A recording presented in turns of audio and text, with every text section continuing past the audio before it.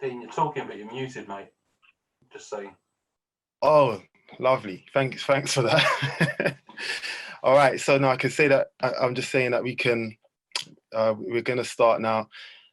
Seeing lots of people coming on. It's got Serena Franklin, Perfect Planners, Mary B, Davina, Elizabeth Kalu, Charlotte, Yemi from New York, Shola Ade. We've got Nameless Vision, Liam Clark, Ebony Hope, Annette Wilhelm, and more. So let's get this started, guys. I think I'm looking a bit blue on camera right now, but no worries. Hopefully it will correct itself. So welcome to week 2 of EVN Goes Live.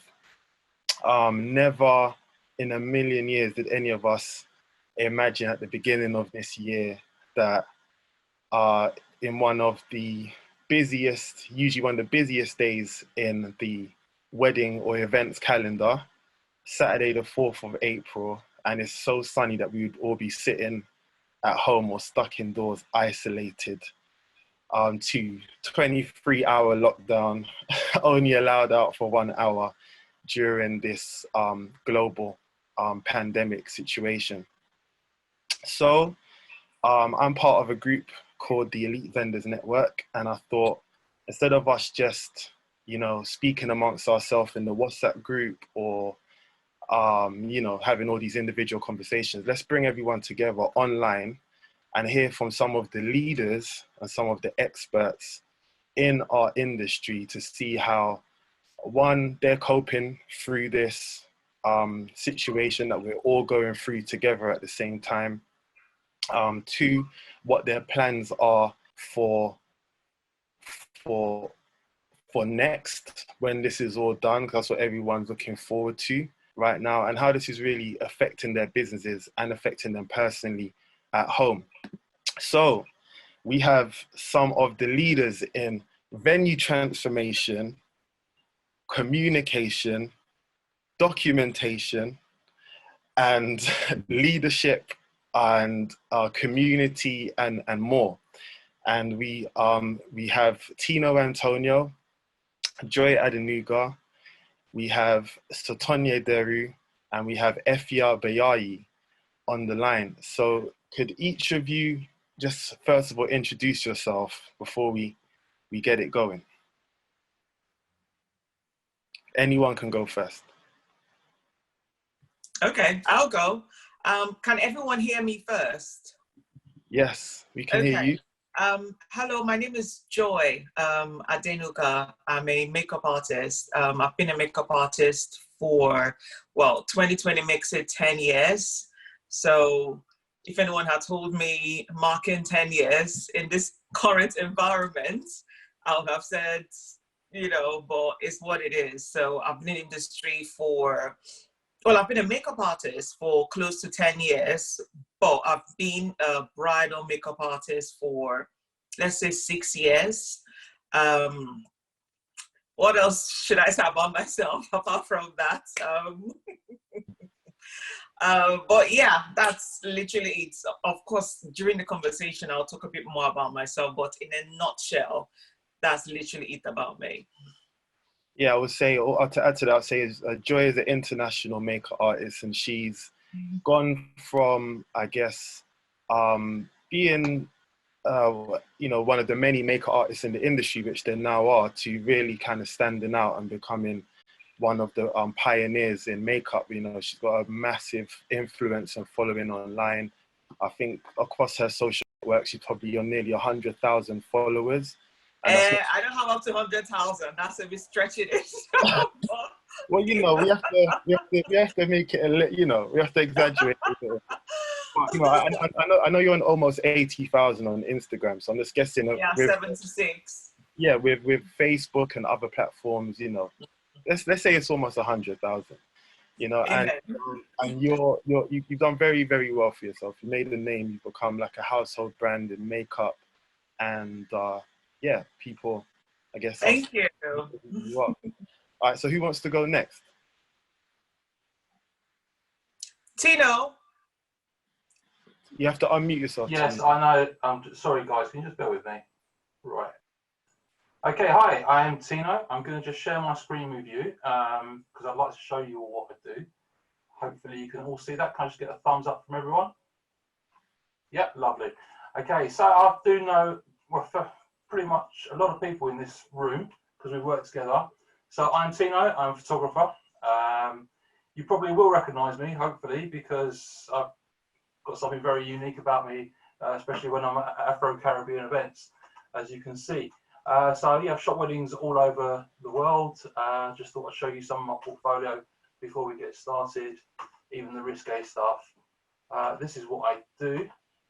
If you don't know me, please do reach out. I thought it'd be nice to come on board because although the community has embraced me, and I will say thank you to that to everybody, it's still nice to get an outsider's view as well as that, which I'm happy to provide. So please do hit me up with any sort of questions. I've been looking forward to this day for a long time now. So it's good to see you all and nice to meet all the people that I haven't met before. Thank you. Yeah, great. Yeah, so yeah, Tino's an international photographer. As you can see, he came prepared, and he's got his presentation on screen. Doesn't mean that anyone else that hasn't got a presentation, there's anything wrong with that. But you know, he wanted to show what he does, which is beautiful photography, documentation, portraits, etc. So we've got Afia and Sotonye. Who's going to go next?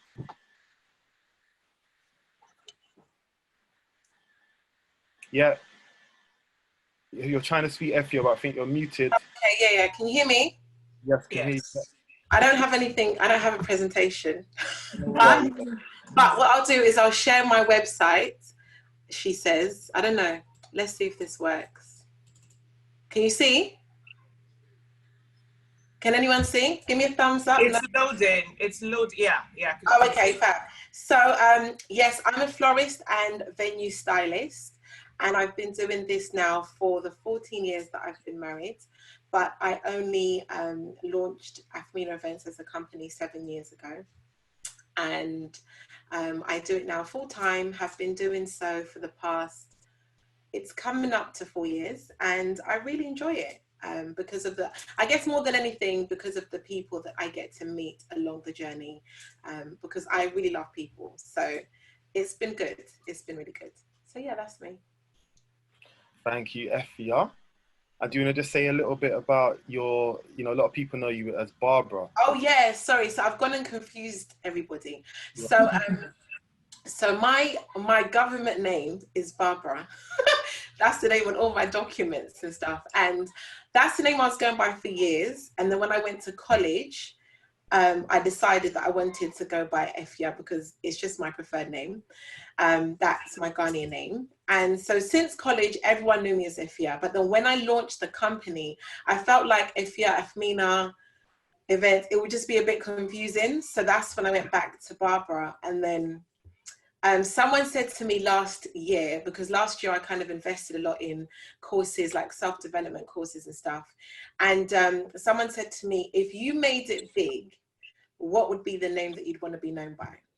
And I thought, you know what? I'm going to go by Afia. So that was it. So sorry to confuse everybody, but, yeah. but that's the history. Which is your Ghanaian name. Yes, Afia's my Ghanaian name. Exactly. Okay, so last but not least, Miss Sotonye Deru.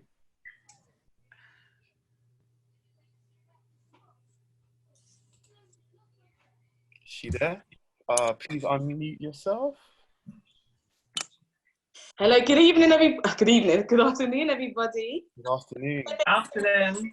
For joining. It's going to be an amazing hour and a half. So make sure that you're sending in your questions and you're participating, and just really use this time for yourself. This is an investment into yourself and your business, and you have the best of the best that are going to be answering the questions today. So I just want to say thank you, EVN, thank you so much. So I'm going to try and share my screen. I'm going to play just a few seconds of a kind of highlight that G truly did for me. While I was working, he was capturing me, and he put together just a small piece from a wedding that we did. So I'm going to try and share it. Let's see. Okay, let's go.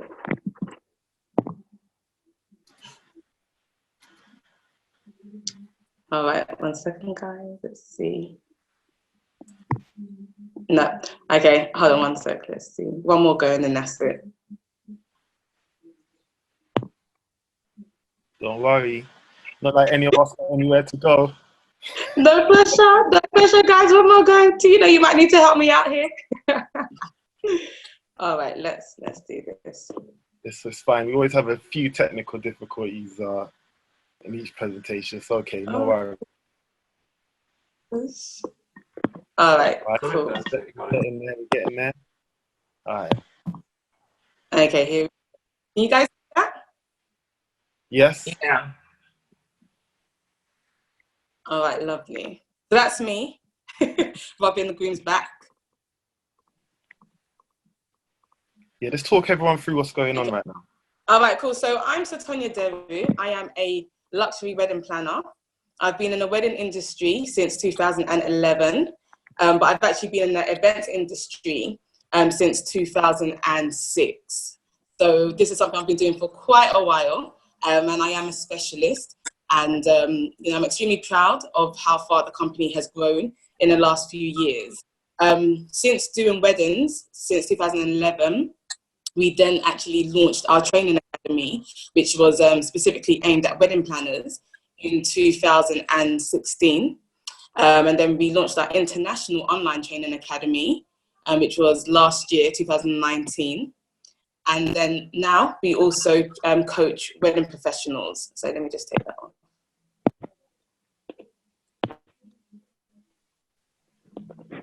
Yeah, and now we also train wedding professionals under the brand Book More Brides with SD. I hope you guys are following that page.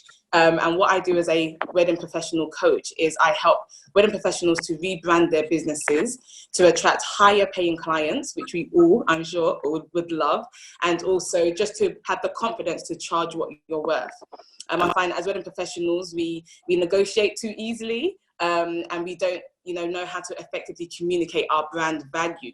So I teach wedding professionals how to position yourself and how to effectively communicate everything that your company does in a way that will get brides saying yes, yes, yes. It's no longer about the money. It's about how can we book you because we know how amazing you are. So that's what I do. So I've got two hats I wear, the wedding planning and also the coaching for wedding professionals.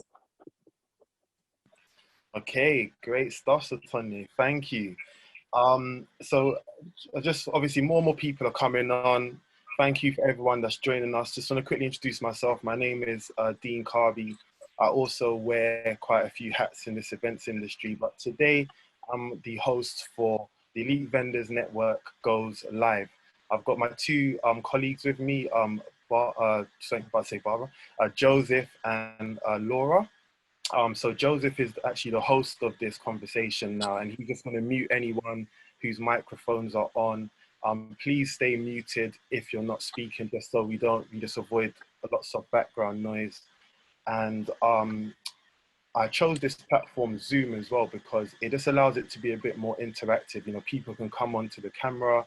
We're going to take question and answers a bit later. You can obviously speak at any time in the chat. You can text any questions, any comments, and just keep the conversation going. Thank you very much, everyone, for coming on today. And we're looking forward to the next hour or so. So, guys, here we are, second Saturday of this UK-wide lockdown. It was actually supposed to be my Nigerian traditional engagement today. Oh, no! Yep. Today was the day I was supposed to be getting married under UK law and Nigerian law, and instead I'm home. I haven't had a haircut for 6 weeks, and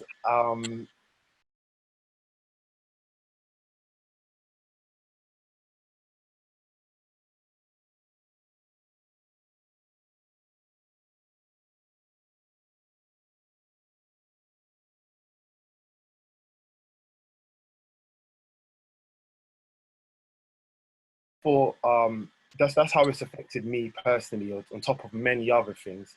So just for each of you, just say how this has, how this COVID-19 pandemic or global situation has affected all of you individually, both personally and business-wise?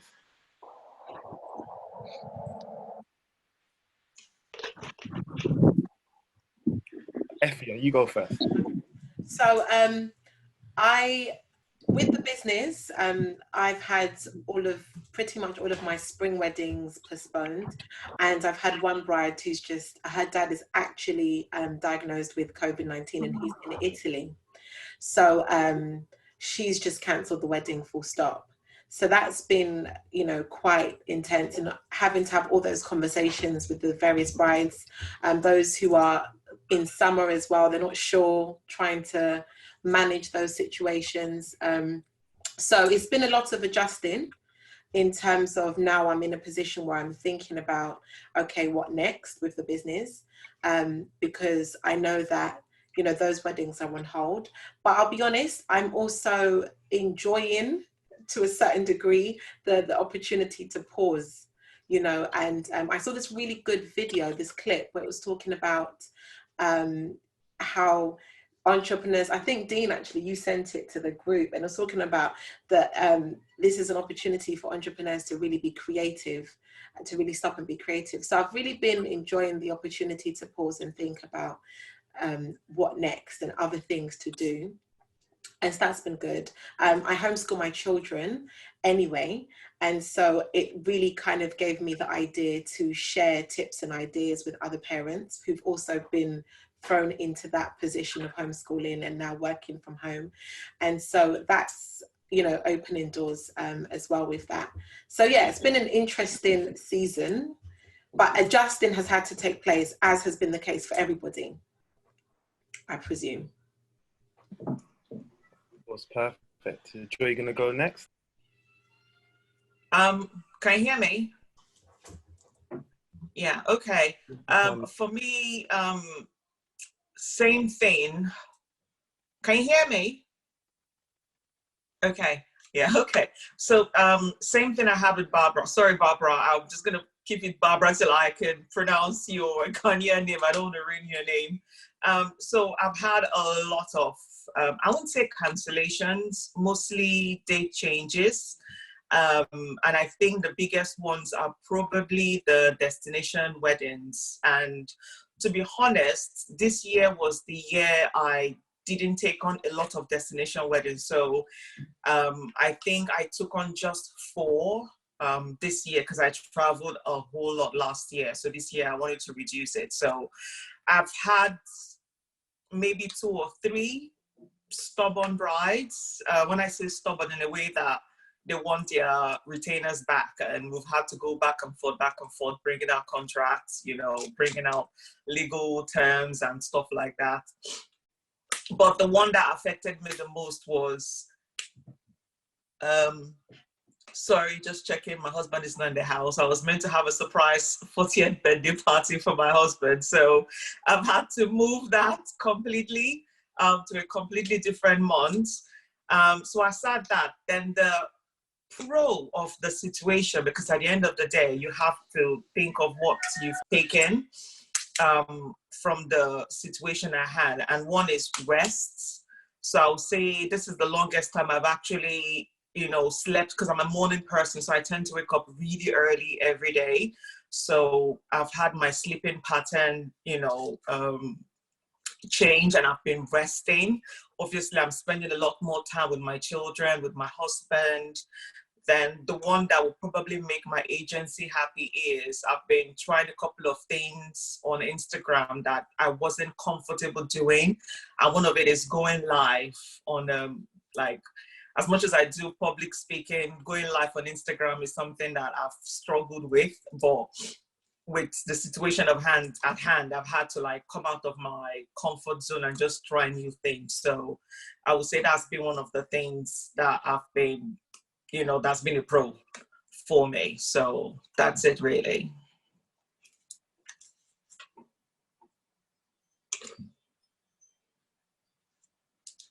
Okay, all right, thank you. And Tino and Sotonye.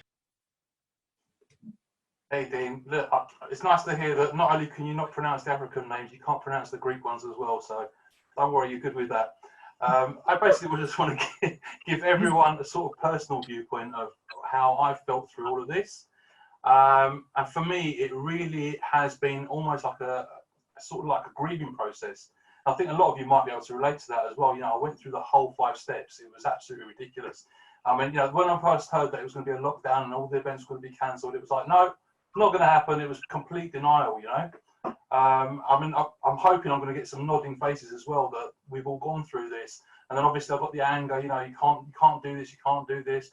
The bargaining, maybe I can do this job and that job and not do this one. It just went on, and that's exactly how it felt. It felt like I lost. You know, the thing that defines me, the thing that I do, was completely finished. It was completely over, and that got me down. It got me really depressed. And I'm not gonna lie, I went through quite a hard time. And then a lot of you know as well, my mother contracted coronavirus, which I shared on the network as well, which was great. You guys were really supportive. I really appreciate that. So I want to thank everyone on here. And yeah, so I just realised basically work wasn't overly important. You know, let's get through this. So I'm just such a busy person, and I had so many things I needed to do. And like everyone else, I basically made a list. You know, I went down that list, and I've got so much to do now. And I'm really looking forward to this time. Obviously, the most important thing on the list is now I get to spend a little bit more time with my family, because they're actually really nice. I've never really met them before, so you know that's one of these bonuses. So it's not all bad. Some good things can come out of this, and like I said, you might even be able to see some more of me sharing stuff on social media, because I never find the time to do that, and lots of people moan about that. So yeah, that's how I'm coping. That's how I got through it, and that's how I'm looking to go forward. All right, thank you, Tino. Can we just ask Angie Olney to mute her mic, or Joseph, could you mute her for us, please? All right, lovely. All right, Tino, are you done? Yes, mate. Absolutely fine. Okay, so Sotonye, please go for it. Okay, so with everything that's happening, I'm the sort of person where I like to remain positive. So I'm like you very much, Dean. You know, like we're kind of like very positive, optimistic people. So yes, a few of my spring weddings, like Afia has said, have been postponed. But as a wedding planner, I have to support my clients. So if I'm calling them and I'm, you know, saying, oh my gosh, what's happening? This is the worst thing ever. Like, I can't project that onto my clients. You know, I've got to be strong for them. Okay. So from a professional, obviously, perspective, my clients are dependent on me to be able to obviously support them during this time and to give them solutions, to give them direction, and to give them instructions on what they need to do. There was one bride where she didn't even know, like she was getting married in April, like literally her wedding's next week. And I messaged her and I was like, you know, is this wedding still going on? And obviously how I worded it in a way that I'm not trying to create fear, but I'm just like, you know, is everything okay? Are we still good? And she was like, yeah. And then I had another bride who was using the same venue as her. And her wedding was 2 weeks after, and she had already called the venue and she had already moved her date. So I called her back and I said, you know, you need to contact the venue because at the moment they're moving dates. So if not for me, she might have contacted them maybe a week or so, because the information that she had received at the time she contacted them was that the wedding was still going ahead. And as we know, every day things are changing. So she was still going off the last correspondence she had with them. And then I brought it to her attention that the same venue that said April weddings are still going ahead have now said they're not going ahead. So my job as a planner is to know what's happening in the industry, what's happening with venues, what's happening with vendors. You know, I've said to obviously all my brides, you know, check the contracts, you know, don't cancel, just postpone. I've also advised them, look, go for a weekday wedding if you have to. It feels exactly the same as a Saturday. So I've just really just been that kind of bimmer of hope and light to brides who out of everybody will be obviously the most effective emotionally from all of this. And then obviously as a couple, you know, financially, so again, insurance. So I've just really tried to be that stable person in a time of uncertainty, I've tried to provide as much certainty for them by ensuring that they're following certain steps, which can then bring them to a positive outcome. So a lot of them have now moved their weddings to end of this year. One person has opted to move it to next year, which she's happy about, and they just feel calm now. You know, for the ones I've been planning, I've spoken to their vendors, we've changed everything, and yeah, just taking everything off from our brides so they don't need to be stressed. But as a business, you know what, I'm fortunate in a sense where not all my sole income comes from weddings. And that's something that I would definitely, for those who are following me on Book More Brides with SD, you'll hear that I've recently uploaded a video on 4 things that every wedding professional should be doing now. And the last one, the acronym seen, was N, which was like new opportunities, new avenues of income to come into your business. But also, you know, outside of weddings, I do other stuff as well. So it's just giving me an opportunity to really look at, you know, as a business person, what are my cash cows right now, and where can I kind of, you know, still pulling money, pulling income, even though physically ain't doing weddings. But still, again, you know, I've done quite a few videos. So guys, follow me on my platforms, SD Weddings or Book More Brides, because also, you know, even though we're not doing weddings, really and truly, like, your 2020 calendars was almost booked up anyway, kind of more or less. So it was always going to be 2021 brides that were putting down the deposits. So, you know, you might not physically be doing weddings, but your business financially doesn't need to suffer if you are being smart in this time and still trying to get those deposits by, you know, being active on social media and whatnot. So for me right now, my mindset is that there's an opportunity, even in a crisis. As a Christian, I believe that God can prosper you, even in the famine or even in these times. So my mindset is like, stay calm, start to be creative, start to think differently, because the person that thinks differently is the person that's going to stay ahead and get ahead. And that's my mindset. And looking at my other avenues of income and how can I maximize those in this time. And one of them is that I'm a trainer, I'm a coach. So during this time when people are, you know, looking for those sort of resources or training, etc., again, are going to be in need of my services. So, you know, and then also as a you know, a wife, mum, this is a great time for me to just be more invested in my home.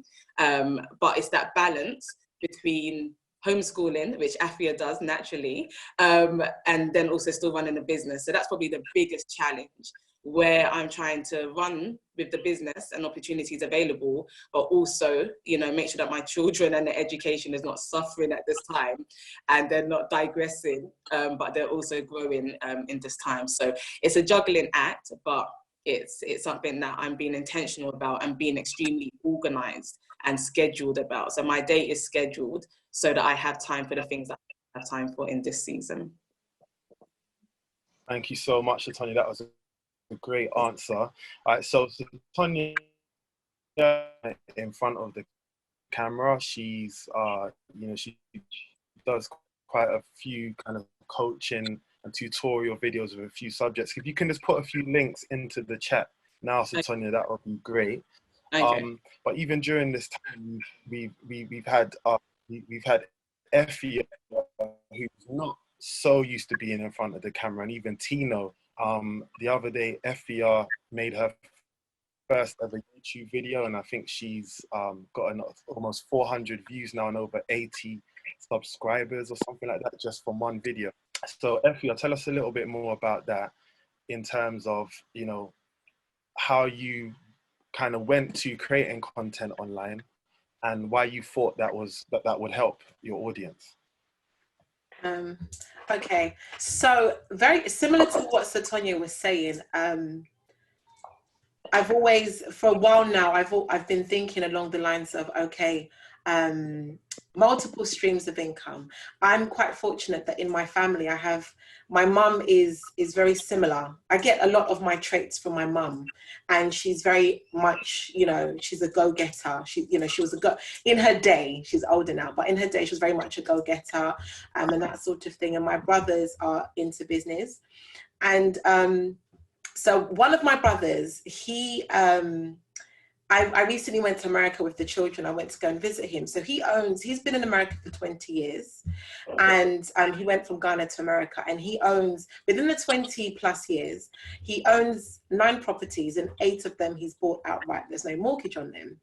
And he also buys and sells cars.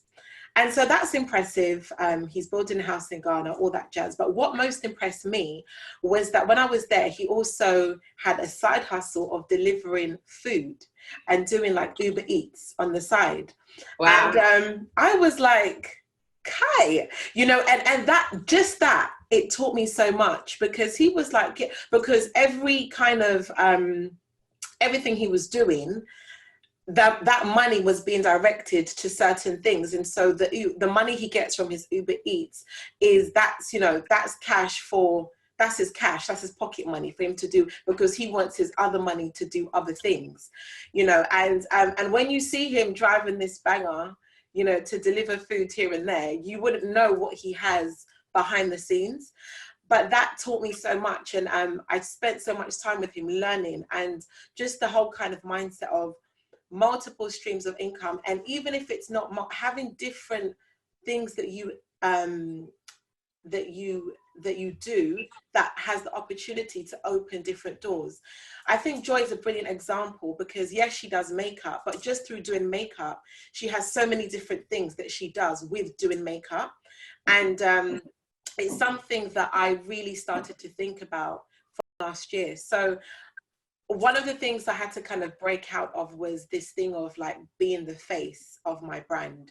And that's been a journey, because it's not something I was comfortable with for a long time. And I always kind of felt like, do you know what, the work should speak for itself. And I've realized just through the various things I've read and listened to, and just my observation, that the generation in which we live, the work speaking for itself isn't enough. And oftentimes, especially with the way that things are, people want to feel like they can connect with the person that that is delivering the work.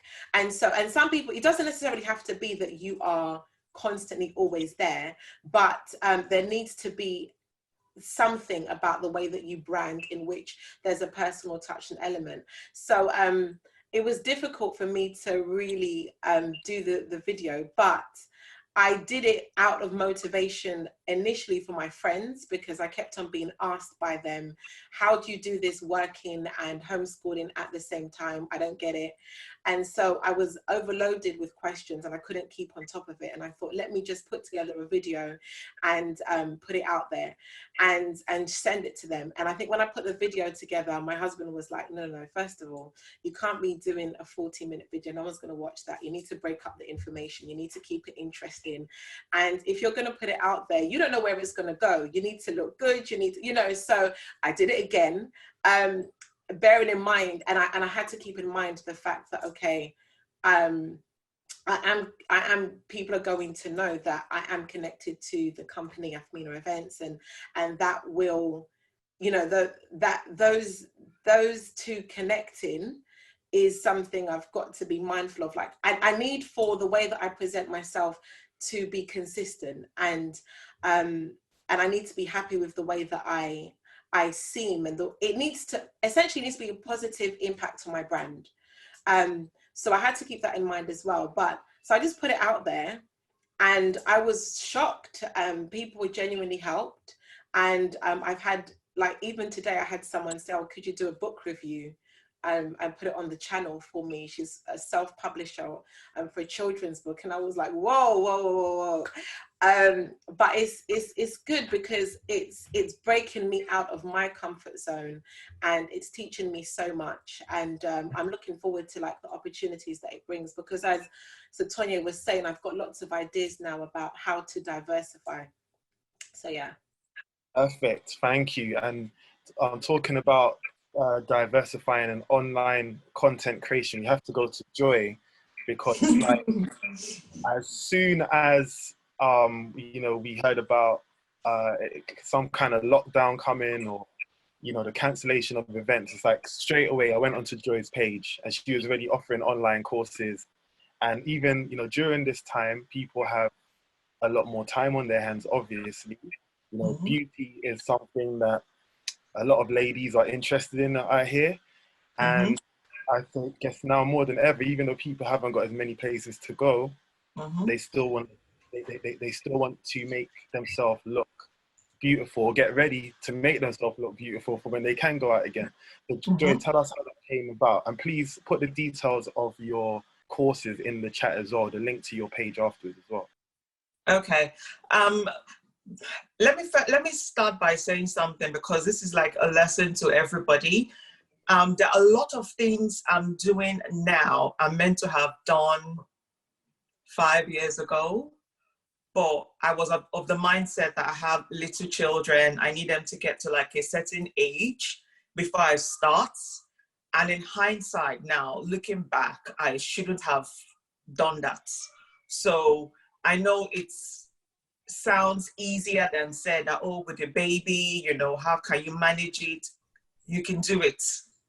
Whether I have children or not, just start. Because I kept on in my head thinking, oh, I just giving myself a lot of excuses for doing a lot of things I should have done, like the courses, those virtual lessons I'm meant to have started last year, believe it or not.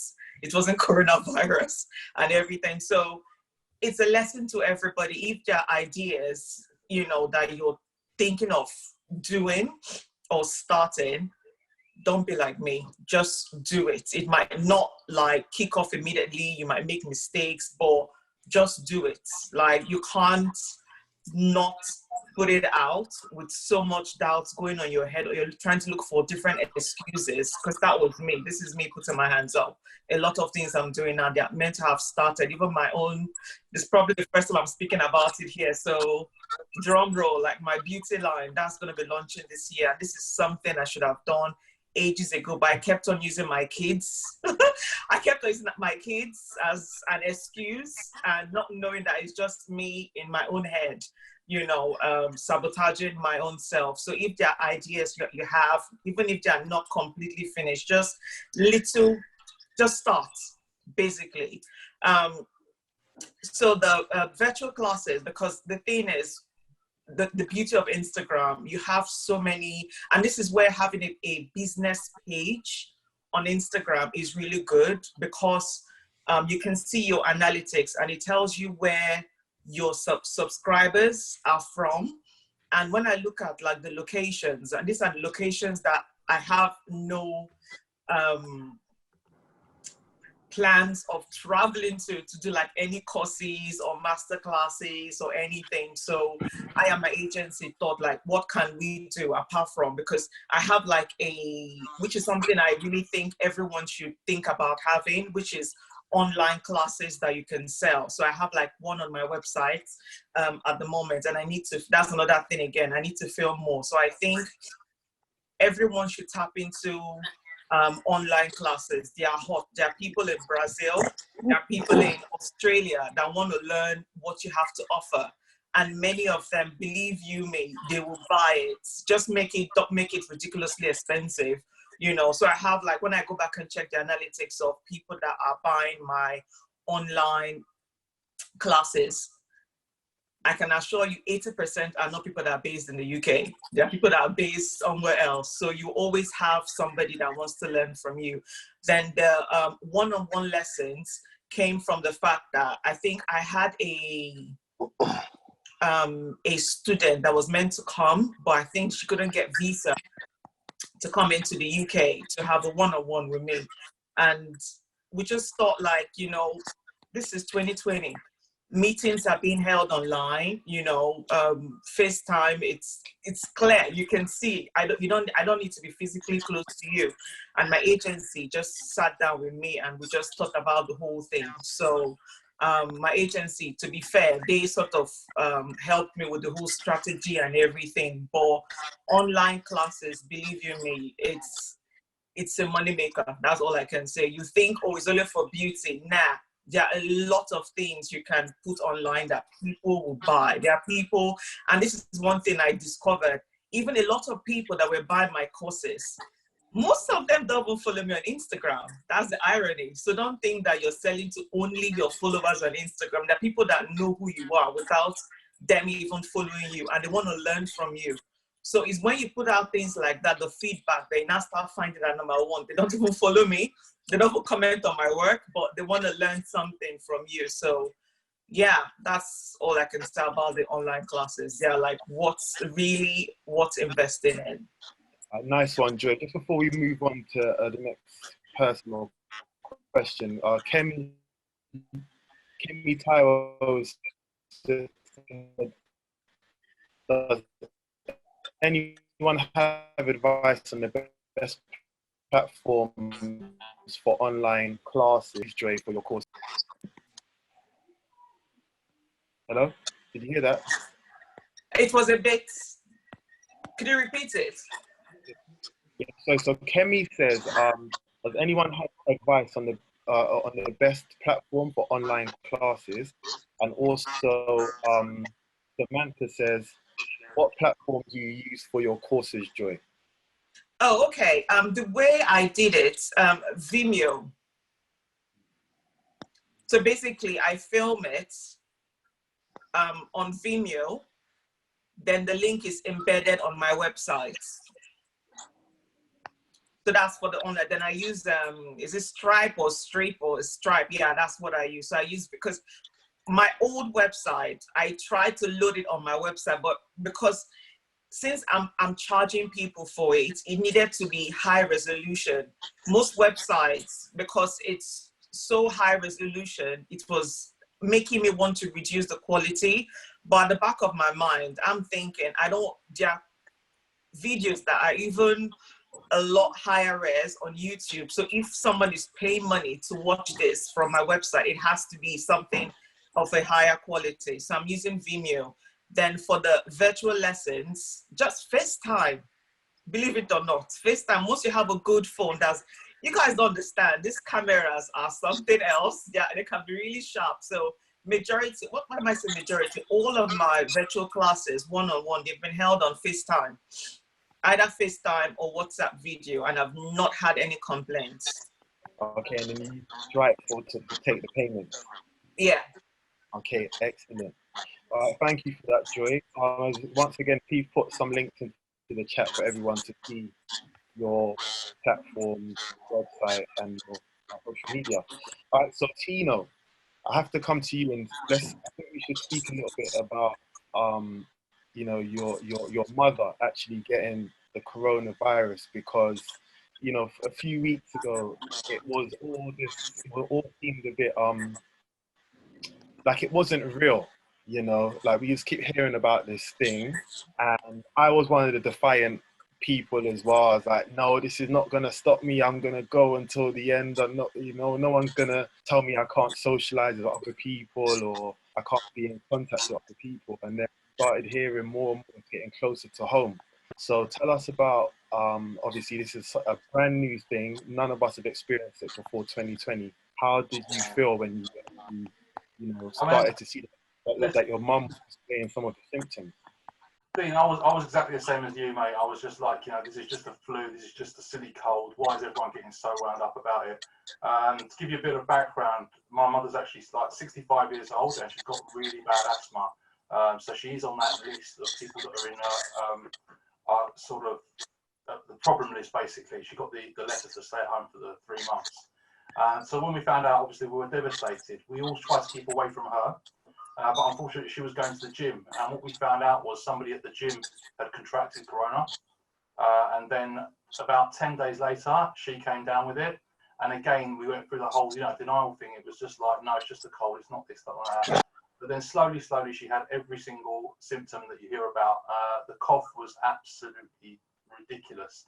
She could not talk for more than a minute without the cough. It was really, really bad. So obviously these things go through your head. We were really worried that we were going to lose her, and then it actually hits home about how bad this coronavirus actually is. You see the numbers on the TV every single night, and you think that's really bad.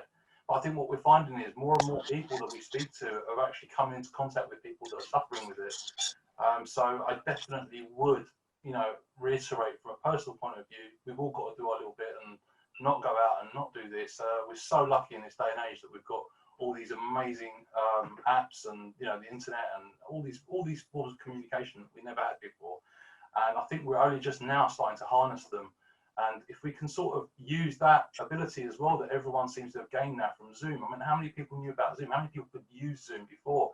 And I think we've really got to put that into our businesses. I've had a meeting with a bride, just echoing what somebody else said about getting the deposits in from next year, because really that's the only way I can make money. I mean, I can go on, I can do courses on photography and stuff like that, but because I haven't started that and I've not put all my efforts into that, I'm not really going to make much money out of that, you know. But I think the way everyone's embracing this technology, we really need to look at it and just push it through to our businesses as well going forward. And it's been brilliant. I mean, it's actually being able to interact with couples. Because I always say, put me in front of a couple and I will book them. You know, that's the main thing. Just let them see what I do. Let them see me as a person. And now we've got this amazing tool that we can all do that. So yeah, I mean, that's what it is. But to answer your question, thankfully, Mum is fine. Also, Joy, it's her birthday today as well. So yeah, we went round there and we did the whole standing 10 feet away from the door, singing happy birthday with a bunch of flowers. Her face lit up, and I got goosebumps just talking about it. But her face lit up. It was just such a beautiful moment, and she's probably about 80% recovered now. So yeah, great stuff. It really was good. Amazing. That's good. Happy birthday to her from us. Happy birthday to her. Thank you. I'm really glad that she's on her way to recovery. Yeah, it's really scary stuff. So obviously we got about 15 minutes before we're going to open the floor to anyone who wants to actually come on video or camera to ask a question to one of the speakers. But Barbara, earlier you mentioned that one of your, sorry, I said Barbara, my mistake. It's too many years of habits, sorry. Afia, you said one of your clients, you said one of your clients, you said, you know, most of your clients are postponed, but one of your clients is cancelled altogether. And I know some people are still struggling with some of their terms and conditions and what they should do about moving deposits and money and refunds. And I think Sotonye's got some stuff to say about this after as well. But to the person that cancelled, are you giving them a full refund, or are you keeping their deposit basically? No, they're not going to get a refund. So I like to do things properly. I'm very thorough with how I do things. And what happened last year is that we started to get certain clients that were really high-end clients. We did a corporate event towards the end of the year. And the profit of that, you know, of that one booking alone was quite a considerable amount. They spent a lot of money. And I remember thinking to myself, do you know what? The type of people that we're dealing with, because we had quite a few big budget events, we have to make sure that we cover ourselves, because I feel like when you start to enter into certain levels of the type of people that you're dealing with, because they're exchanging a lot of money, they have certain expectations. And because of that, I actually consulted Sonia Marie. And Sonia Marie, I'm not sure what, she has this company, I think it's called Event HR. Event HR, and she kind of deals with the business side of business, because I feel like a lot of us as creatives, we're brilliant at being creatives, but then what happens is we don't know how to do business. And being a creative will only take you so far, but you know, you have to look at your business model and make sure that that's solid, because otherwise, as the years roll on, you're not going to still be standing. And I remember having a conversation with her, and she referred me to a company called The Orchard. And they looked over my terms and conditions. And God being so good, she looked over my terms and conditions. She completely rewrote them for me. I'm still keeping, you know, the key points that I had to make them tight. So I entered into this situation with my terms and conditions solid. And so because of that, it is what it is. If I want to deviate from the terms and conditions in any way, that's my, that's down to my discretion.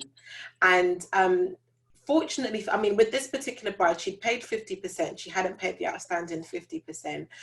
She did ask if, you know, if she would be able to get any of the money back. And I very politely and very pleasantly said to her no.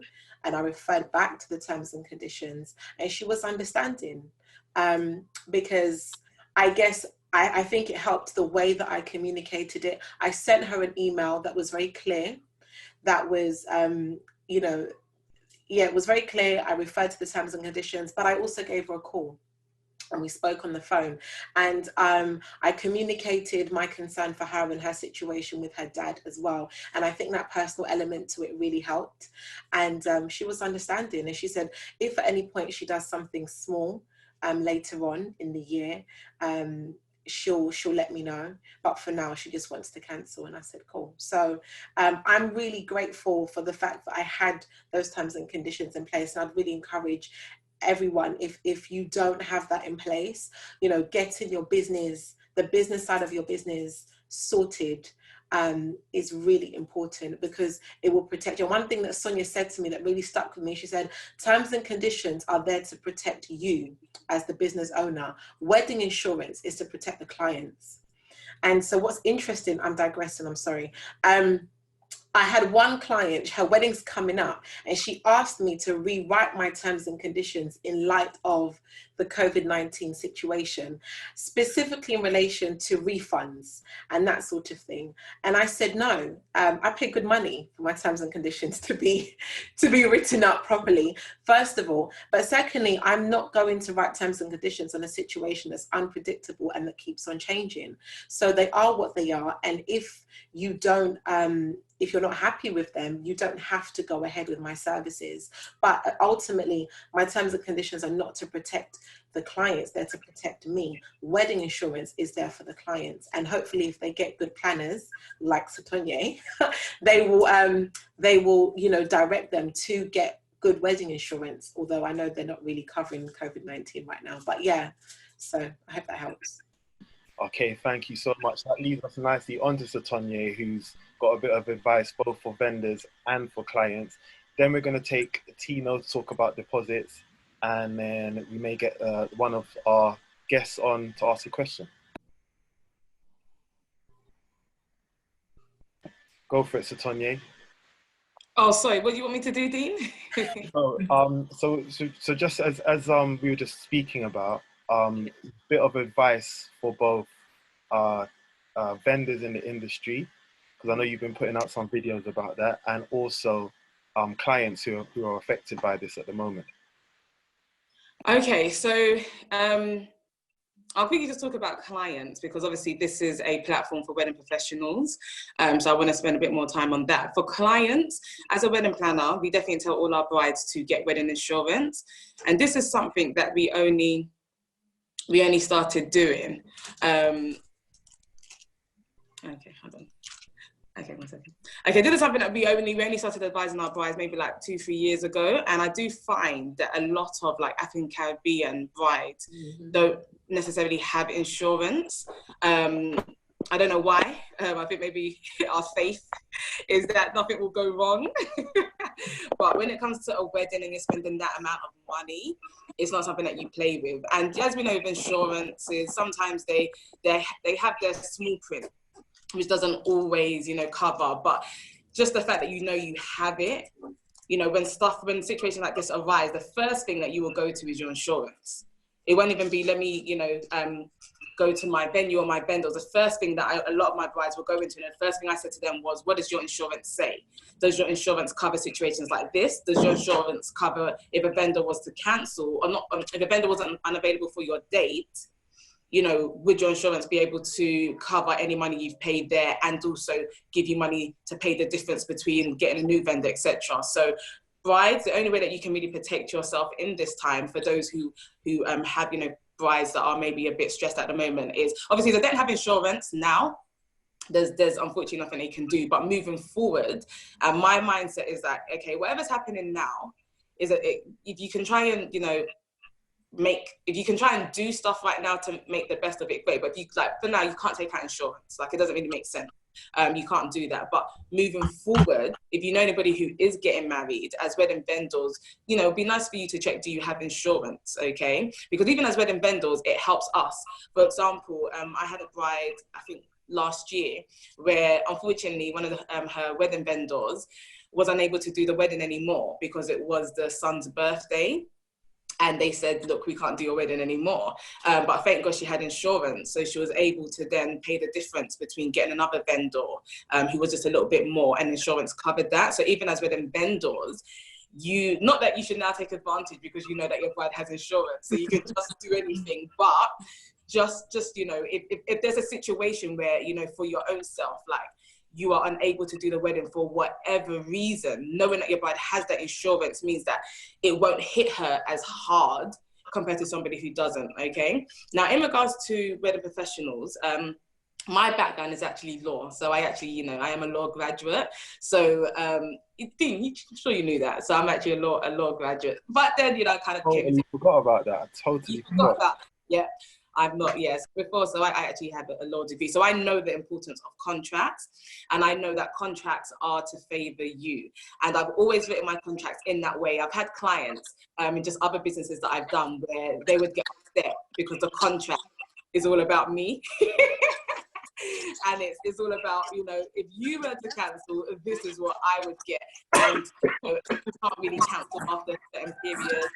So I've always written my contract in a way where it works, where it works to my benefit. So even my cancellation policy, it's very different to everybody else's, because I know, as well being a planner, I know how brides can, a month before the wedding, just on a vendor. And that doesn't work for you as a business. A month before the wedding, who is going to then book you to replace that date? So, you know, as Afia was saying, we have to put our business hats on, and we're running a business here. Some of us, this is our livelihood. For me, I do this full time. So this is my livelihood. So I can't have any loopholes, or I can't give opportunities for clients to misbehave, yeah, to kind of, you know, pull a fast one because, oh, maybe they found a planner who's cheaper and they want to move across. That doesn't work. After a certain amount of days, you can't take that move because of my contract. And also just those around me, where brides have tried to, you know, kind of maybe say, oh, we haven't got enough money, you know, we're going to have to cancel, not to me, but to other people that I know, oh, we can't afford to pay you, so we'd like to cancel having you for our day, and we're going to go with somebody else. It's like a month towards the wedding. Again, your contract will not allow them to be able to do that, because at the point, a month before your wedding, 100%, the full payment should be due. A month before the wedding, the full payment should be due. So whether you cancel me or not, you'll have to pay the full payment. So these are the sort of terms that we're looking at, where you don't just allow, you know, brides to take advantage and try and violate your business, you know. Whereas, you know, if they try it, you just say, okay, great, let's just look at the terms and conditions that you find. Yeah, and once we look back at the terms and conditions, this is what will happen. So if you want to take this action, that's fine, no problem. You want to pay a month before your wedding, no problem. But just know full payment, you know, is to be made. And even for me, my pay, I don't get paid a month before the wedding either. That's way too late. If everybody's getting paid a month before the wedding, that's how brides will say, oh, we've had to pay the venue, we've had to pay the caterer, we've had to pay the decor, we've had to pay Dean, B&B, he took all our money, you know, we've had to pay Joy because we really want her. And then it's like, oh, wedding coordinators, you know, that's what they'll try and say, oh, can we pay you after the wedding? No payment after the wedding, as simple as that. Because, you know, nobody's going to be chasing. Because once after the wedding, they will go on a honeymoon. Yeah. They will tell you, oh, no, we've got no more money. Oh, we thought that we'd make money on a day through all the dollars that were being sprayed, you know, and it didn't have as much as we want. Like, there's story after the wedding day. But so your contract has to be tight. Your contract has to be in place. And for those of you who are interested in finding out more about contractual terms, about how to really, you know, make sure your terms and conditions are tight, I am doing a webinar, which if you guys go into Book More Brides with SD, you'll see I'm doing a webinar on Tuesday to go more into this, because I know I've taken a lot of time today. But I just wanted to kind of give you guys a taster on what we're going to be covering on the webinar. And it's a free webinar free webinar next week, Tuesday, just to really make sure that you are protecting your business and your brand, because this is your livelihood, so you can't play with it. Thank you so much, Tanya. Tino, quickly about deposits before we take the first question from our audience. Yeah, really quickly, Dean. I'll probably fly in the face of all of that and do things a little bit differently. I actually really trust my clients. I actually really like my clients. I really get on with my clients.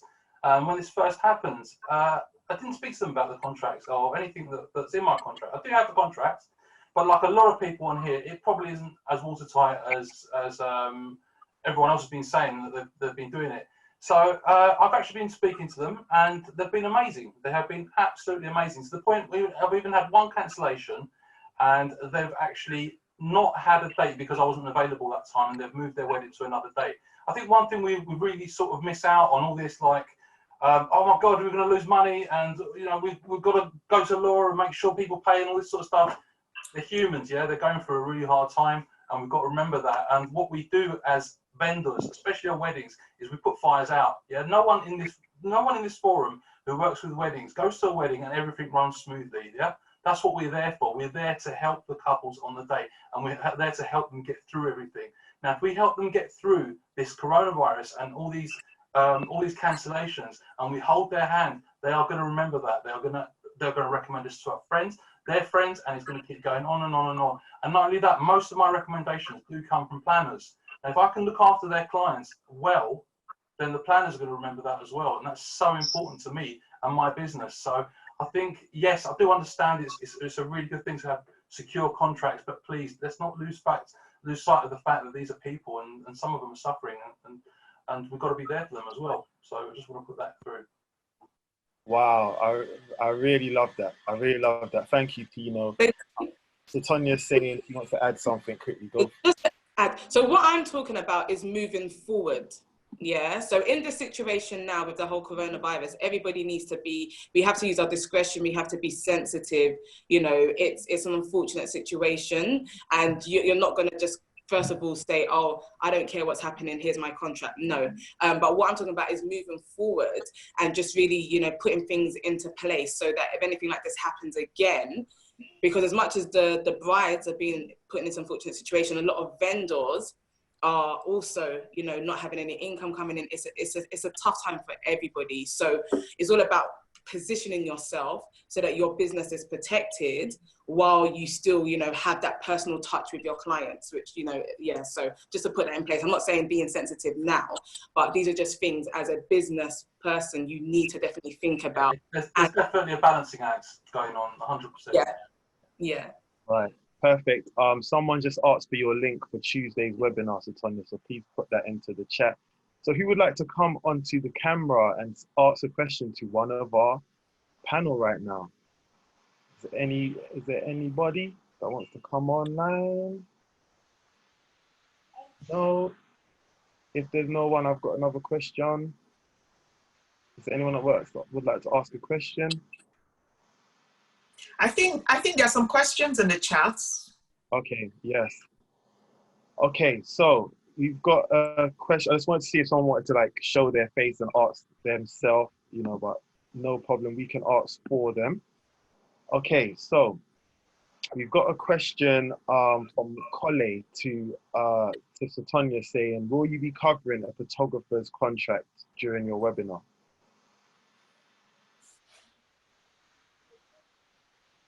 Can't hear you, Sotonye. Okay, will I be covering a photographer's contract? Yeah. So the webinar will be broad because we've got different vendors that have signed up from different industries. So it's going to be, you know, I will cover like different terms. For example, if I give examples, I'll be talking about like maybe like in the cake industry, you know, certain terms you should have, such as if you drop off your cake, anything that happens after that is none of your business, sort of thing. So I will, when I'm giving examples, I will kind of span across the different industries. But it's a free webinar. I need to make it applicable to everybody. So it'll be looking at kind of like the fundamental things that need to go into a contract. We'll be looking at the fundamental things that make a contract enforceable. It'll be looking at, you know, like cancellation policies. What does that look like? If we're looking at payment terms, what does that look like? And then, you know, for those of you who want, you know, something more specific, there'll be something that I'll also be sharing with you in that webinar as well. So definitely join up. I'll, you know, definitely talk as broad as I can and as specific as I can, but it's only, you know, like an 1 hour webinar. But after that, there will be further services that we can look into. Okay, thank you. We've also had Yemi ask for your link as well, so please put that into the chat as quickly as you can. All right, so Yemi, can we get Yemi online? Come onto the camera, say who you are, what you do, and ask your question as quickly as possible, please. No? Okay, no question from Yemi.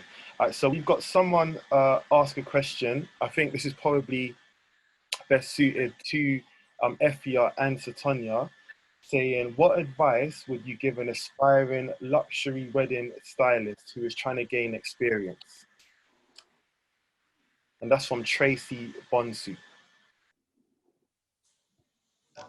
I think it's good to there are a few courses around at the moment, yours included, Dean's, but I think one of the best things is experience and trying to gain experience, you know, shadowing people and volunteering your services to a company who perhaps have the style that you like, because every stylist has a different style.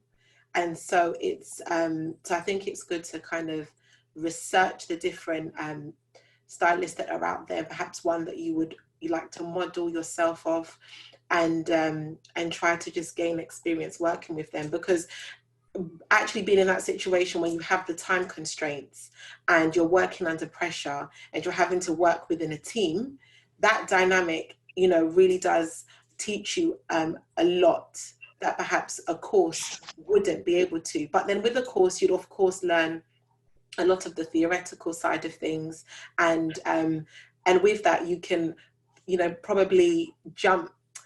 You don't have to make as many mistakes and learn from the mistakes if you do go on course, or you do learn from other people. So yeah, that's what I would recommend. Okay, perfect. So Tanya, would you like to answer that quickly, or shall we move on to the next question? I'm using suppliers nowadays.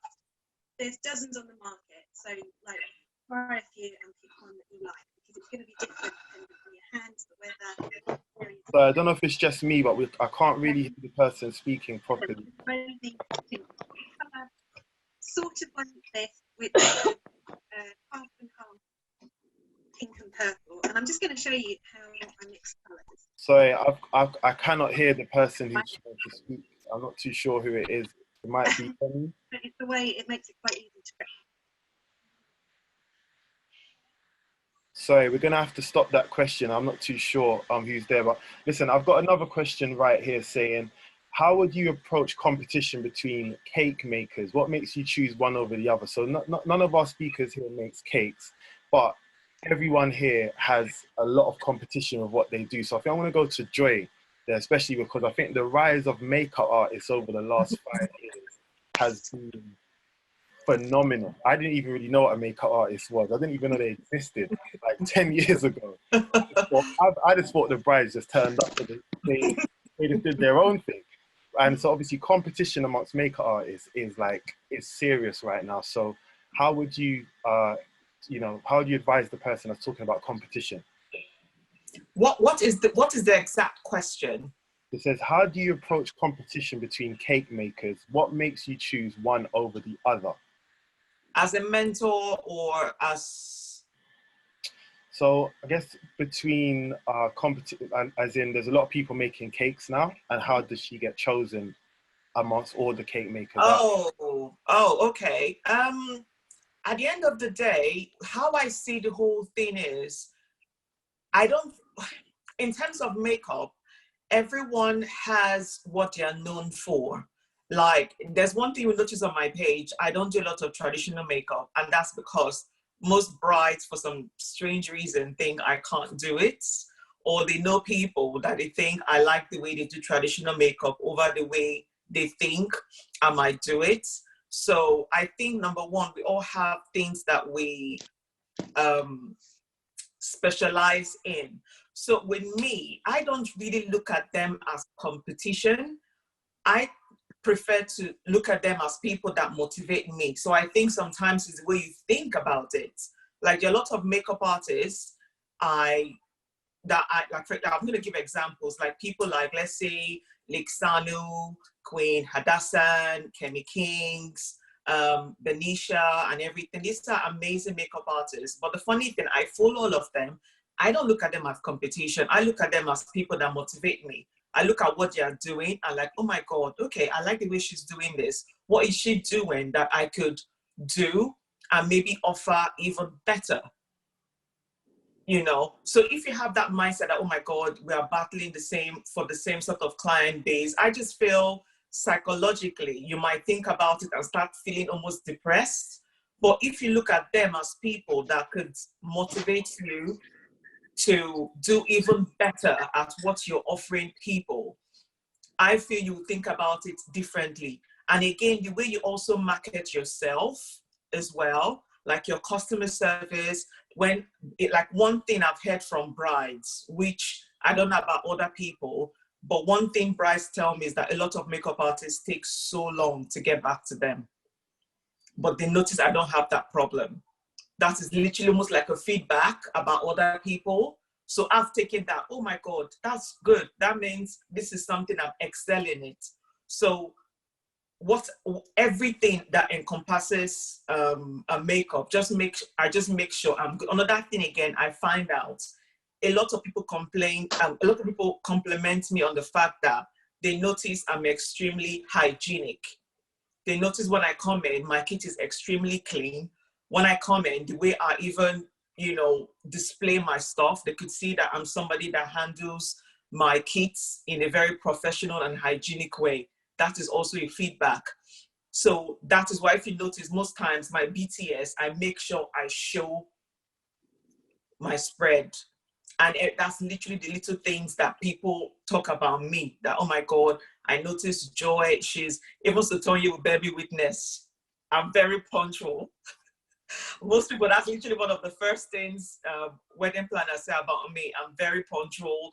My kit is very clean. I'm this, I'm that. So look at things you can get from different people and make sure that you're excelling in that thing. And people talk, people notice. They might not tell you, but people are noticing. So just don't think about them as competition. Thank you, Elsie. So don't think about them as competition. Think about what are they doing that you can do 10 times better. Obviously, you're not going to say, oh, A is doing this better, so I'm doing it. But you're just noticing it and making sure when a client sends an inquiry, I make sure I reply on time. I make sure I get to the clients on time, make sure my kit is extremely hygienic, my kit is extremely clean. So these are little things I personally do to make sure my game is always on, if that makes any sense. It does, and I love that, because especially in this time of super hygiene awareness, when we do get back to doing events out there, you know, people probably think of you as one of the first that they want to be in close contact with, because obviously it's going to take a while for people's minds to adjust after to being in close contact with people after. And obviously with what you do, it's very much, you know, you're very much less than 2 feet away from your clients. So I think that's a really good point there. But I've never really thought of that, in fact, about makeup artists needing to have very hygienic tools and equipment so that it's clean. So when you're touching people, you're close to them, they feel they feel better about working with you. I love that. Okay, so T.O., would you like to come on camera quickly and ask your question? Hi everyone, hope you're well. Can you hear me? Oh, I know who T.O. is. How you doing? Just introduce yourself anyway. Hi everyone, I'm Tosin from the CA brand. I have an interesting question in regards to the aftermath of the coronavirus. Do you sort of, because the first industry that was to get sort of shut down instantly was the hospitality and entertainment industry. So I don't know if anyone's thinking about a forecast of what will happen after the lockdown. Anyone thinking about anything particular? That's just something that's running through my mind, thinking what happens after, you know? Great question, Tosin. Thank you. Who would like to go first on that? Answer that question. Okay, Tino, you gonna go for it?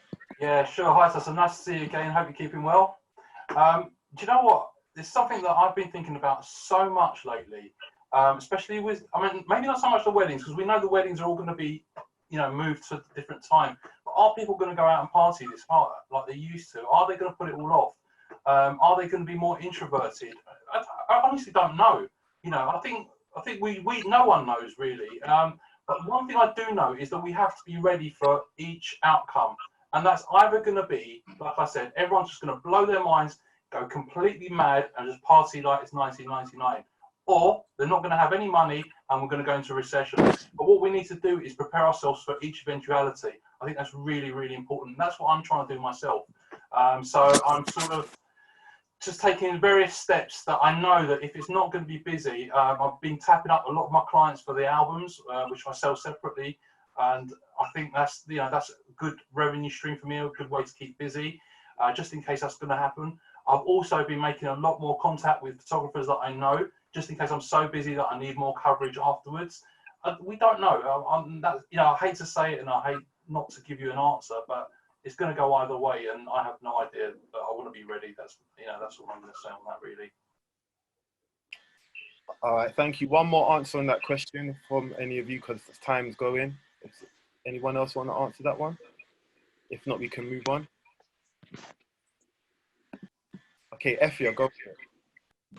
I just wanted to say a couple of things. I think that a recession is probably inevitable. So I think, but then I do, okay, with a recession being inevitable, I do think it's important to perhaps look at the way that we structure our businesses so that we can still provide services given the circumstances. So I don't know, you could, for example, like, okay, I do bespoke styling, but I may decide, okay, I'm going to still offer bespoke styling, but I'm also going to have set packages. And set packages could be, you know, that could be for people that don't have as much to spend or as much disposable income. That could be a way to look around it. So I think, as what Tino was saying, trying to see how with your, you know, the way that your business model is, you can still survive that.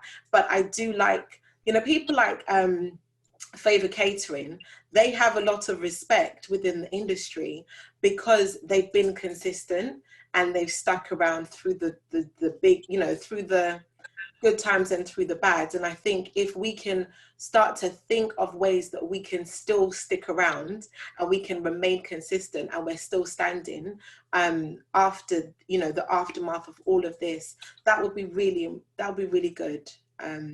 Because, yeah.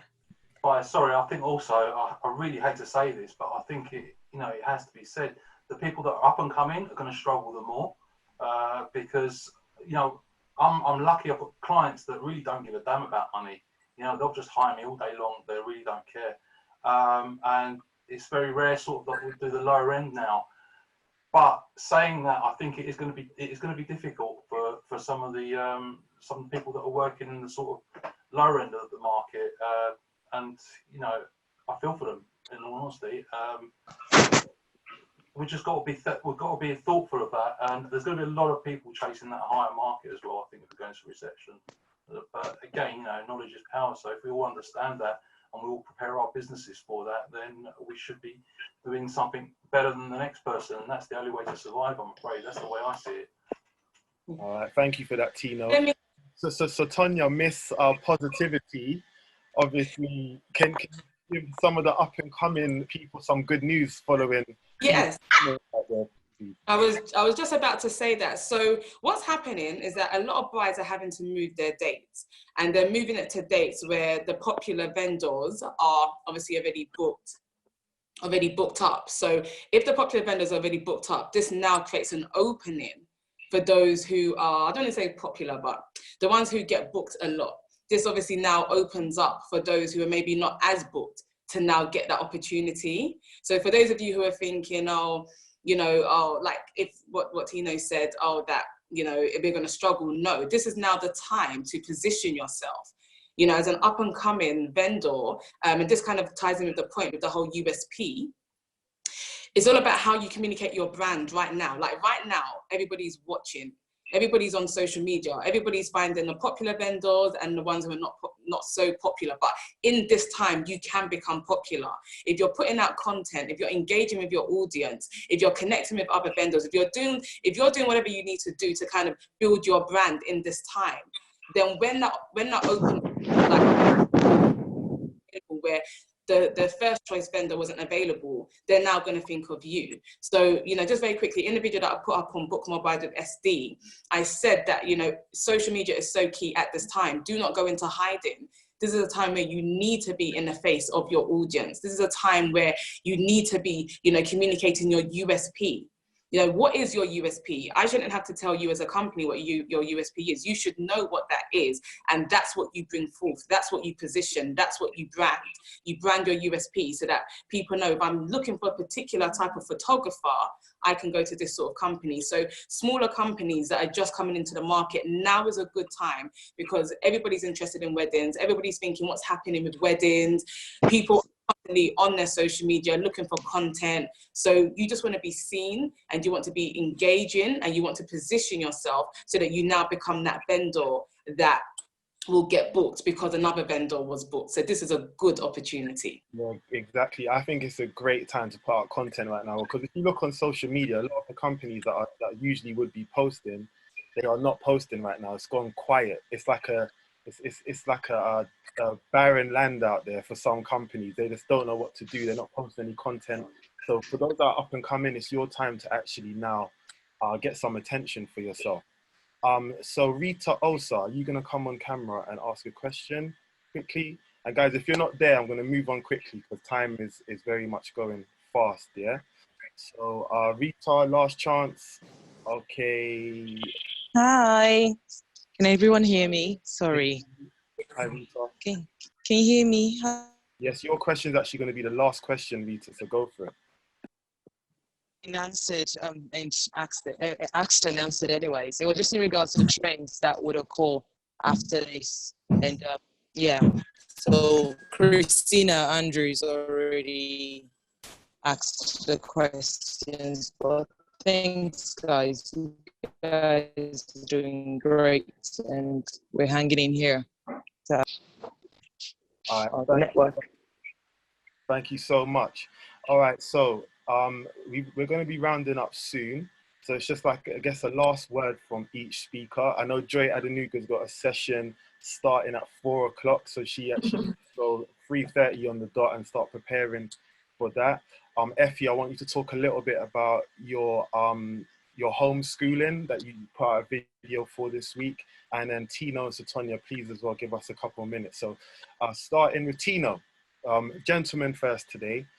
You go for it. Last couple minutes, wrap up of what you've got to say to our audience, please. Right, so what I've got to say to wrap up, I suppose, is what I've been saying all throughout this conference, really. Just be ready, people. You know, it's coming. Whatever is coming is coming. We've got to be ready. We've got to stick together. We've got a network like hell. I don't think we've really even discussed networking today, which is probably one of the most important things. I mean, I, as you probably know, if anyone knows me, I don't post much social media content up. What I do, however, is I give lots of social media out to everyone else. So I've got lots of minions, they all post for me, and it's great because I just sit back like that. So, you know, that's absolutely fine. But my point is, I get all of that from networking, and I think that's really, really important. I mean, these type of events as well, absolutely essential that we all stick together and we all help each other at a time like this. If anyone does need any help, my door is always open to absolutely anybody. I'm not sure what I can help with, but if I can, I will do 100%, especially now that I've got nothing to do. So that's not a big deal. But yeah, my closing thoughts are, please be ready. Please look at your business. Please adapt. And we'll just get stronger and stronger, all of us. Thank you. Thank you. And also keep your microphones muted for this last 5 minutes to everyone who's not speaking. Okay, next, who wants to go next? I can go. Yes, Joy, please. Okay. What I want to say is, I think someone just put it in the chat, Emeka, about this is the best time to be consistent. That's one thing I've tried to do as a brand, and that's maybe one of the few things people would also say about me, that I can be quite consistent as well. Even, believe me, there are days I don't feel like putting up anything whatsoever, and this is where planning posts in advance comes in handy. Like most times, something I'm going to post on a Thursday, I'll probably prepare it and just leave it in drafts on Instagram. So I would say is, even if you don't have any brand new thing to post, you could just get maybe like what I tend to do, and this is like an advice for everybody, and this is the beauty of also having a business account on Instagram. Basically, I go to insights and I go and look at my post that has the most engagements. So I go to like maybe 6 months, 3 months, and I like to pick, if I have to do like a throwback, I like to go and pick the ones that have got huge engagement, just to remind people that, hello, this is Joy, the makeup artist you like, the makeup artist that does your natural makeup. So even if I'm doing throwback, I'm not just putting up images for the sake of it. I'm making sure I'm being very careful to only put up a post that I know people will like. So this is where, as much as we want to post, we want to be consistent, you have to be consistent with something that makes sense as well, not just putting because A, B, and C is putting up content, so I have to put up, but you have to be really, and I say this to a lot of students that I train, you need to be very, very smart about what you're also putting up, not just put up a throwback because, you know, you have to just be smart about what you're actually putting up. So consistency, and also I cannot stress the importance of collaborations. I'm not talking about going into a studio and shooting with other people. Like, one thing I was shocked, as in how my analytics went a bit crazy, was when I did a collaboration with a makeup artist in Ghana. This was like an IG live. So that was one of the things that made me think that, oh my God, I didn't realize how much IG live can be. Not only are people able to see you and interact with you, ask you questions, but once you're having that interaction with somebody that is a major player in a different country, guys, my analytics went a bit mad. I could not believe it. And also the feedback that came in after the whole thing, like, oh my God, Joy, it's good to actually see you in person, ask you a question, you actually answered the question, and you were very honest about it. So yeah, don't play with IG Live. It's actually good. So try, apart from doing it on your own for your viewers to know you, try and collaborate with, like, we're talking about competition. This person is my competition, but we were seen as people that were coming together to advise people, to talk to people, and it did wonders, you know, for my person and for my business as well. So that's an advice I'll also leave to everybody as well. Thank you so much, Joy. Fantastic. All right, ladies. Afia, Sotonye, we've got like 3 minutes between you. Let's go. Go. So you wanted me to talk about the homeschooling. So I've prior to running Afmena events full time, I was a teacher, and I made the decision I was going to homeschool even before having children. And so I've been doing it, and it's just the whole situation has opened a door of opportunity, in the sense of now everyone's homeschooling, and I'm really excited about the potential of where this could lead. From a personal perspective, I've always kept my personal life and me personally very separate from the brand Afmena events, and so this is a new thing for me, and I'm kind of, you know, finding my feet through it as well. So it's exciting for me as well, as much as it's a challenge for me. And I guess, like what Sotonye was saying, I like to see opportunity in things. And it's also really a blessing to still be able to help people along the way. And I'm excited about the doors that are going to open as a result. Thank you so much, Afia. And once again, please post the video, to tell you the link to your new video into the chat so people can see that. It was really good. And last but not least, Mr. Sotonye Deru, please go for it. So the advice I would say is just keep positive in this time. One of the things I'm a motivational speaker. So whatever you focus on is what you're going to attract right now. Okay, so if you focus on all the kind of negativity that's happening, you're not going to feel motivated. You're not going to, have those times of inspiration and creativity because you're focusing on all the negative things. But right now, if you kind of just take yourself away from what's happening and just be in a place where you're like, okay, there's opportunity happening now. How can I, maximize this time? What can I do in my business? How can I start to think creatively? How can I do things differently that's just going to be of great benefit to my business? And now is not the time to kind of get caught up in what's happening negatively. Obviously be sensitive, but also this is an opportunity for you to look into your business. Is your business operating how it should be? Is your brand, being reflected how you want it to be reflected, etc., etc. So start asking yourself key questions so that when all of this is over, you come out stronger and your business is even better than it was before. So this is a time to invest in your business. Not so many times we're working on our business. Now we have the time to work in our business, and whatever you work in your business is going to have a great impact and effect after all of this. So really use this time to just think about, when this is all over, where do I want my business to be? And then when you have that answer, then work backwards to say, okay, so what do I need to do from now to ensure that my business is where it needs to be when all of this is over? And just remain positive, because all of this is going to work out, and there's going to be, like I see this as like a blessing in disguise. This can become a major blessing in disguise for you if you look through the right glasses during this season. Wow, what a finale. Very powerful words there. Thank you. Listen, to all of you, thank you so much for coming on today. I could have spoken to you all for double or triple the time. We could have been on here till the late hours of tonight. But we are going to finish now on time. As you can see, 90 minutes goes very quickly. So we are going to do this again the same time or similar time next week. Please look out for our socials at Elite Vendors Network mainly, and obviously my personal page is at DC Event Design. I'm going to be promoting the next one.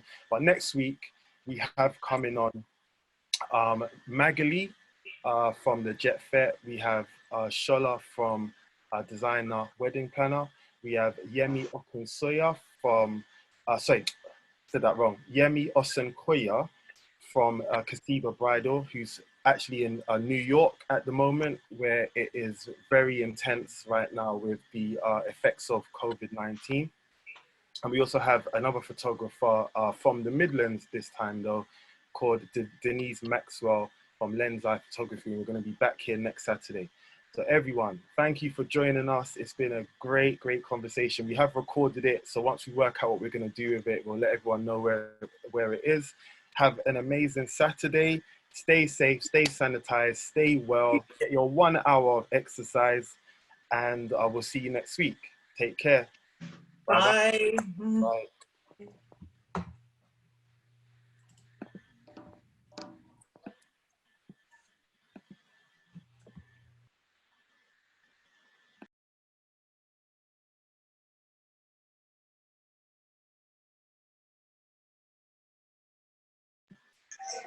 Oh, and for those that are still online, actually, Joseph's going to be posting some of the speakers' socials into the group. Yeah, so into the chat, sorry. So you can follow. So we're just going to stay online a bit longer, and we'll post some of the socials. But all the speakers are free to go. Everyone's free to leave now. But if you want to stay around for the speakers' social media, you can wait. While Joseph just gets the links and posts it into the chat. Thank you.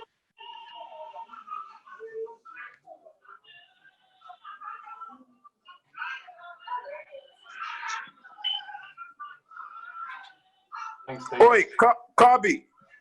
Yes, sir. Hello. You got something to say, mate? Has he gone? I think Charles is gone. Charles is still there.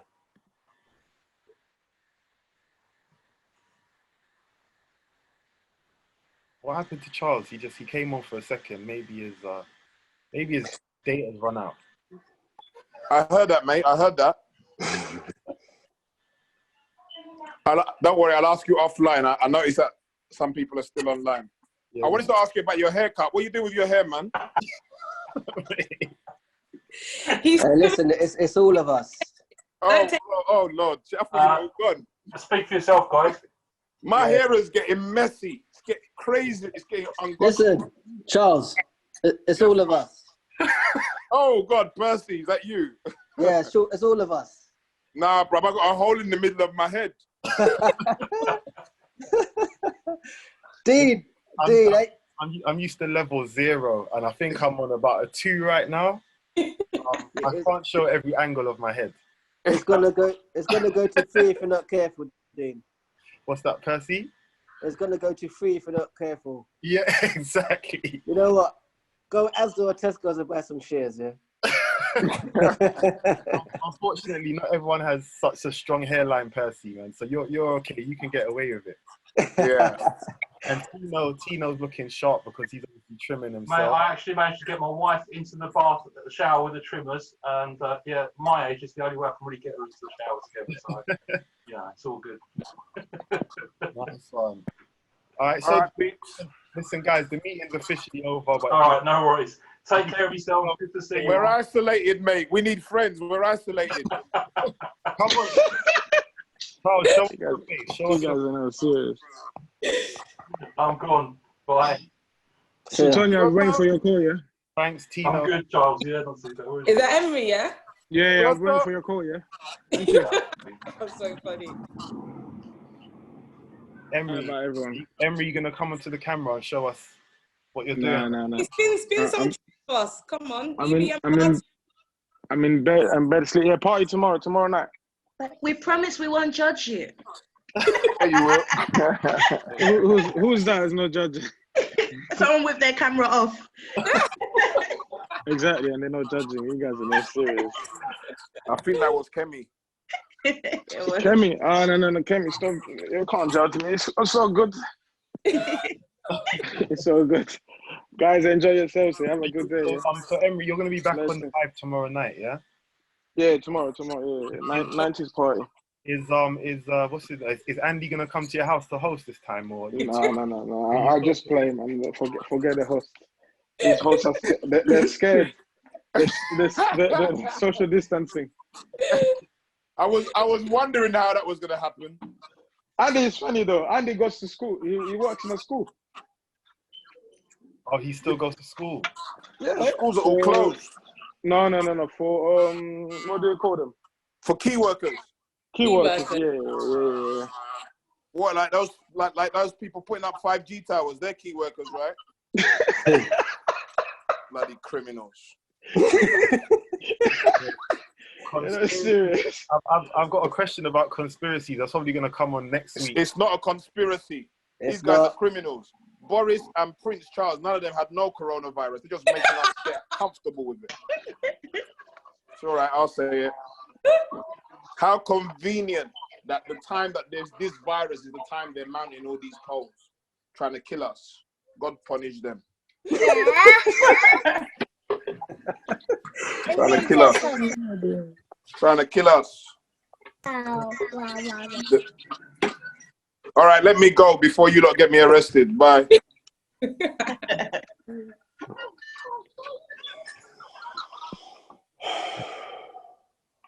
Dean, Sotonye, see you later. Bye, Percy.